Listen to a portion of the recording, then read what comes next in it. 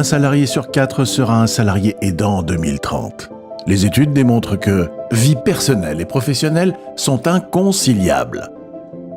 Il est impensable de dire aujourd'hui que les aidants sont une plus-value pour votre entreprise. Soyez-en certains, le succès repose sur l'individualisme. Ne croyez pas que, en vous appuyant sur le label Capandéo, vous pourrez soutenir les aidants. L'enjeu sociétal représente un challenge, mais ne perdez pas votre temps.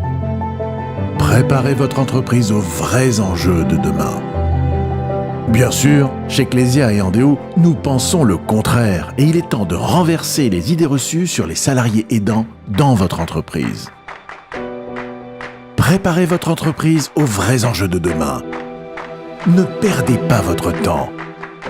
L'enjeu sociétal représente un challenge, mais en vous appuyant sur le label Capandéo, vous pourrez soutenir les aidants.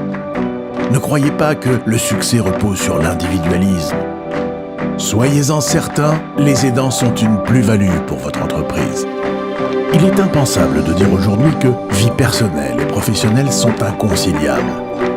Les études démontrent que un salarié sur 4 sera un salarié aidant en 2030.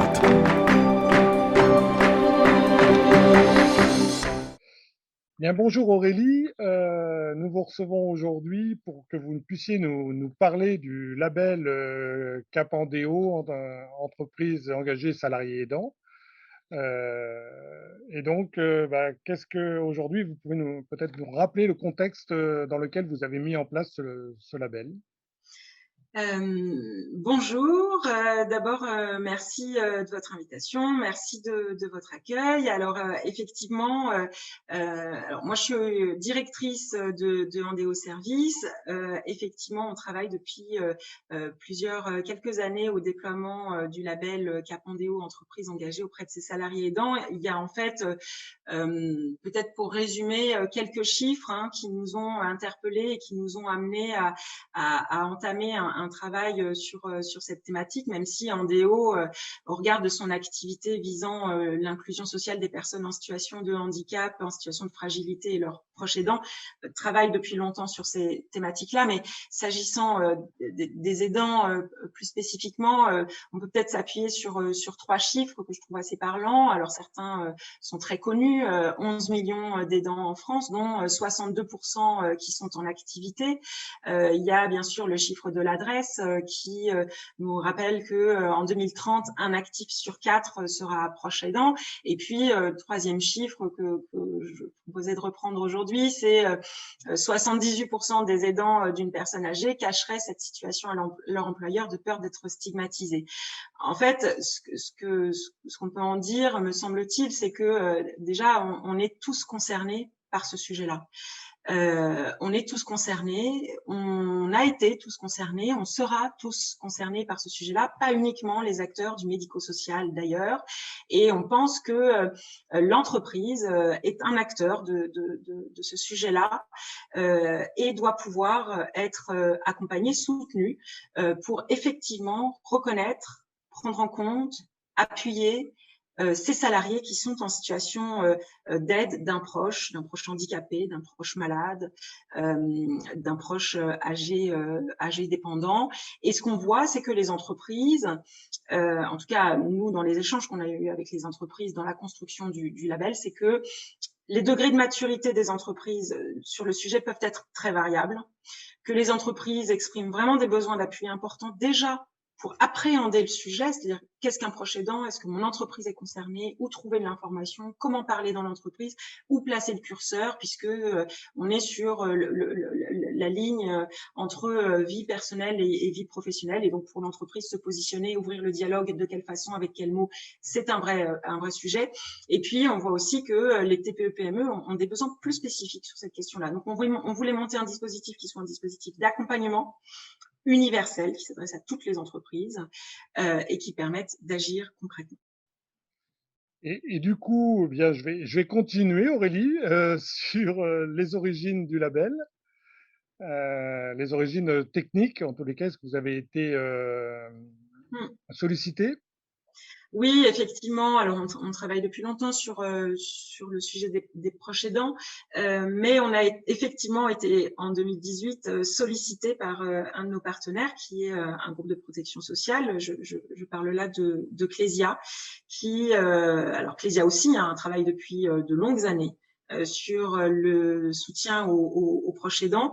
Et donc, Clésia nous a proposé de travailler avec eux, de construire avec eux un dispositif d'accompagnement des entreprises au fil des travaux. Et c'est avéré qu'on a choisi de monter un dispositif de type labellisation, qui permettent à la fois de travailler concrètement avec les entreprises, mais qui permettent aussi de valoriser et de reconnaître les entreprises dans cet engagement-là, puisque c'est ça aussi, hein, le label. Il y a le travail de fond, et puis il y a aussi la reconnaissance de l'entreprise quant à son engagement vis-à-vis de ses salariés aidants. Et l'enjeu pour nous, c'était effectivement que le dispositif il soit construit pour pouvoir s'adresser aux entreprises de toute taille, de tout secteur d'activité, de tout statut juridique, et qu'on puisse effectivement avoir un outil concret. En l'occurrence, on a choisi un référentiel de labellisation pour guider l'entreprise dans les actions qu'elle doit mener et dans les thématiques qu'elle doit aborder pour pouvoir effectivement être dans, je dirais, un apport de solutions concrètes pour les aidants. Donc, je suis une entreprise, je décide de m'engager dans la labellisation. Comment je fais? Est-ce que pratiquement, Oui, alors la première étape, peut-être la plus simple, c'est d'aller télécharger le référentiel sur le site de Andéo. Il est disponible tout à fait librement sur notre site. Et ce référentiel, c'est l'outil structurant de la démarche.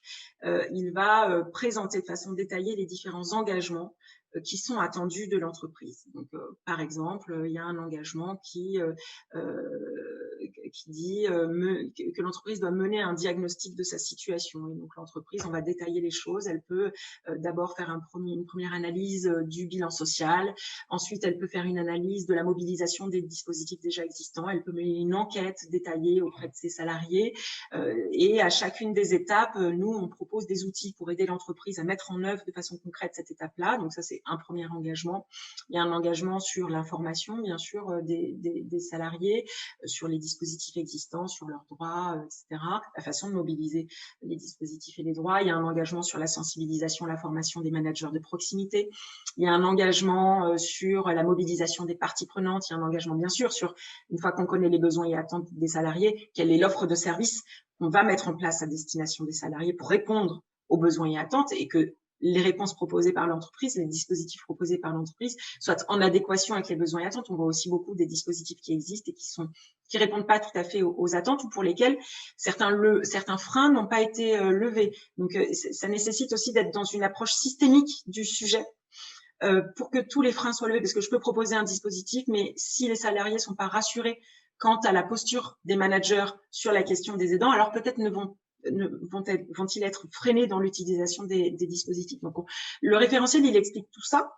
Ensuite, concrètement, l'entreprise, elle prend contact avec nous ou avec des partenaires. On pourra parler de la convention qu'on a ensemble pour pouvoir justement mettre en place les différents engagements et bénéficier aussi de tous les outils techniques. Une fois que ça c'est fait, l'entreprise est auditée en vue d'obtenir le label. Mais tout ça, ça se fait dans des temps longs. d'accord, c'est un véritable accompagnement en tous les cas, à la vitesse que peut avoir l'entreprise, quoi, en fait. Hein. C'est vraiment. Tout à fait. On s'adapte tout à fait à l'entreprise, à son organisation, à son rythme. Il y a par exemple des entreprises qui sont en train de se préparer au label et avec lesquelles on travaille depuis 1 an. Mais voilà, l'objectif, le label n'est pas une fin en soi. L'objectif, c'est comment l'entreprise met en place cette dynamique en son sein, comment effectivement les lignes bougent concrètement pour les salariés. Et c'est la particularité du dispositif, je pense, au-delà de son de notre volonté d'en faire un dispositif universel, c'est-à-dire qui s'adresse à toutes les entreprises. Notre objectif, c'est bien que ce soit une dynamique qui s'inscrive dans le temps. Donc, on accompagne les entreprises en vue de leur labellisation. Et une fois que les entreprises sont labellisées, elles sont labellisées pour une période, pour une durée de 3 ans. Et pendant ces 3 ans-là, évidemment, on continue à accompagner les entreprises puisque le référentiel, il est aussi construit avec des exigences qui sont des exigences socles pour pouvoir entrer dans le label. Mais il y a ensuite des paliers de progression pour aller plus loin. Et donc, dans les 3 années de labellisation, on accompagne justement la trajectoire de l'entreprise pour aller plus loin. Par exemple, un engagement socle, c'est de pouvoir sensibiliser les managers de proximité. Aller plus loin, ça veut dire être vraiment dans de la formation des managers de proximité quant à leur connaissance des proches aidants, quant à leur posture vis-à-vis des proches aidants dans leurs équipes, quant à leur connaissance aussi des dispositifs existants dans l'entreprise et de l'orientation des proches qu'ils peuvent faire. Donc voilà, il y a des seuils de progression qui sont proposés à l'entreprise pour qu'on soit vraiment dans une dynamique sur le long cours. Est-ce qu'aujourd'hui, vous pouvez faire état de quelques résultats d'entreprises labellisées ou qui sont dans la démarche? Oui, tout à fait. Alors, dans les entreprises labellisées, on peut citer Novartis, Banque Palatine, Open Communities, Hager Group, Clésia. D'autres sont en train d'être auditées d'ailleurs à leur voilà, cette semaine, et beaucoup sont en train de se préparer en réalité. J'ai dit tout à l'heure qu'effectivement, ça pouvait prendre plusieurs mois, voire une année, voire un petit peu plus en fonction du rythme de l'entreprise. Dans les résultats de façon très concrète, on a vu dans les entreprises, eh bien, par exemple, sur la question de l'information des salariés, certaines entreprises ont complètement revu leur intranet pour y intégrer une partie très détaillée sur les proches aidants, sur le socle légal, les droits existants des proches aidants pour que déjà ce socle légal puisse être mobilisé plus facilement par les salariés aidants, mais des informations aussi sur les dispositifs proposés par l'entreprise pour que là aussi, ils puissent être mobilisés de façon plus importante et plus fluide et plus simple pour les salariés. Certaines entreprises ont du coup accéléré ou décidé de mener des négociations en vue d'un accord. Donc, on a vu dans le temps de préparation au label des entreprises qui ont signé des accords don de jour ou qui ont modifié des accords télétravail. On a vu aussi des entreprises qui ont pu mettre en place des aides financières pour que les salariés aidants puissent accéder à des dispositifs de répit. Donc, on a vu des choses très concrètes se mettre en place. Et en premier élan, il y a déjà eu le simple fait que plusieurs acteurs dans l'entreprise se sont mis autour d'une même table pour parler de ce sujet-là. Les RH, les RSE, les acteurs de la santé au travail, les personnes en charge des affaires sociales, des salariés aidants eux-mêmes qui ont été mobilisés comme experts, témoins de l'intérieur du sujet. Et donc, voilà, ce simple cette démarche-là a déjà produit des choses très intéressantes par la croisée des regards en fait. Et j'ai vu aussi certains responsables RH découvrir des choses dans des temps de travail comme cela. Découvrir des choses quant aux raisons de non-mobilisation des dispositifs existants dans l'entreprise. Très intéressant. Bien Aurélie, et alors en Charente, puisque nous sommes sur le forum des aidants de Charente, aujourd'hui, la convention de partenariat avec la maison de Léa, pourquoi Oui, alors nous, on était très intéressés de pouvoir effectivement discuter et signer cette convention de partenariat avec la maison de Léa, parce que, alors il y a deux raisons. D'abord, par souci d'articulation de nos compétences. et de nos domaines d'expertise. Je pense qu'on est vraiment complémentaires et c'est là tout l'intérêt de nos échanges. Et ce qui nous paraissait également intéressant, c'est de permettre, avec l'appui de la Maison de Léa, de permettre aux entreprises du territoire de travailler cette thématique-là dans une logique aussi de proximité, de pouvoir identifier facilement sur leur territoire les expertises, les ressources existantes et d'être dans une approche de maillage territorial, de mobilisation des dispositifs en place localement et donc pour les entreprises de faire bénéficier leurs salariés de tout l'écosystème existant sur le territoire. Et ça nous paraissait extrêmement important de pouvoir effectivement d'être dans cette complémentarité aussi territoriale entre nous. Donc une complémentarité en termes d'expertise et de compétences et en termes de territoire.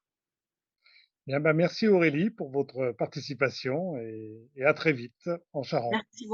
Merci beaucoup, à très bientôt.